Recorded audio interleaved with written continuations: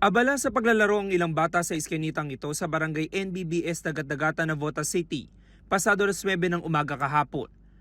Biglang may malakas na pagsabog. Nagtakbuhan ng mga bata papasok sa mga bahay. Ilang sugatang residente naman na nakapaglakad palabas ng iskinita habang humihingi ng tulong. Ang pagsabog galing sa maliit na lutuan na may LPG. Nabasag ang salamin sa bahay kung saan nangyari ang pagsabog. Ganyan din ang nangyari sa mga bintana ng katapat itong mga bahay. 6 ang sugatan, kabilang isang babae at 2 niyang anak na naglalaga raw noon ng panindang mais sa loob ng inuupahang bahay. Damay rin ang 2 bisita nila at isang kapitbahay. 5 sa kanila nagpapagaling pa sa ospital matapos magtamo ng mga paso sa iba't ibang bahagi ng katawan. Ayon sa kaanak ng mga biktima, isang kaldero ng mga panindang mais ang nakasalang noon. Magsasalang pa raw sila ng isa pang kaldero at nang sindihan ng katabi nitong lutuan na may maliit na LPG tank.